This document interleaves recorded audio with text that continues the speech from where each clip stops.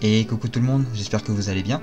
Alors aujourd'hui, nouveau département et on commence avec la première histoire, enfin, pas vraiment une histoire mais plutôt une créature propre à l'endroit. Je vais vous laisser découvrir ça de suite en vidéo.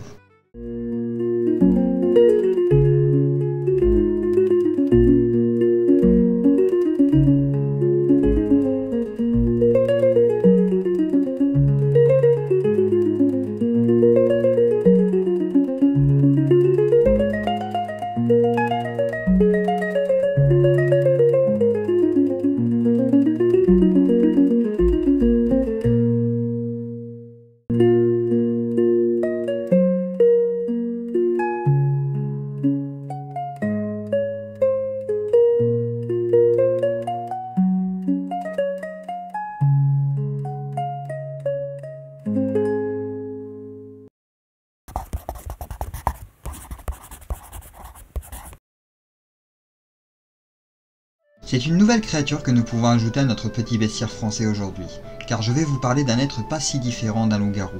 J'ai nommé le fameux lébérou. Un être qui subit une malédiction particulièrement contagieuse. Le lébérou est assez connu dans plusieurs régions de France, principalement dans le Périgord. Il est donc possible que vous ayez déjà entendu son nom au moins une fois. Cela dit, c'est bien dans la Dordogne qu'il semble le plus ancré. Être humain en apparence, il change alors de peau la nuit pour devenir une forme hybride humain et non, pas loup bien évidemment. Le lébérou prend l'apparence d'un lièvre. Donc on peut supposer que le forgeron dans la dernière histoire n'en était pas un. Enfin, je dis lièvre, mais il est possible que ce soit mi-homme, mi-mouton. Ou chèvre, si le lébérou est une femme, mais selon les dires, elles sont beaucoup plus rares. Il n'a avec le loup-garou que sa capacité à changer de forme la nuit de comparable. Car la malédiction du lébérou suit ses propres règles. Chaque nuit, un être maudit se voit imposer un petit rituel pour expier ses fautes. Il doit alors se rendre dans 7 paroisses pour passer sous 7 clochers, ou alors boire à 7 fontaines. Les versions divergent, mais il n'en reste que la course est assez fatigante pour la pauvre créature. Cependant, rien dans son contrat tacite ne lui interdit la prise de transport en commun. Et c'est là que le lébérou peut devenir dangereux pour vous. Car gare à vous si durant sa folle course nocturne, il parvient à vous grimper sur le dos.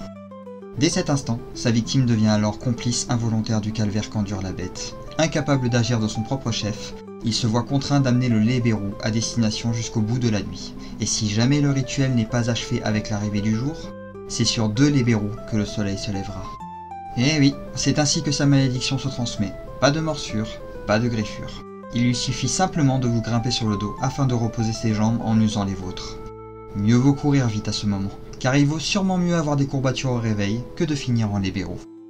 Voilà qui conclut l'histoire de cette créature assez inédite dans notre bestiaire. Oh et j'ai failli oublier. Il existe également un moyen de reconnaître un lébérou sous sa forme humaine. Il serre toujours la main, la paume vers le bas.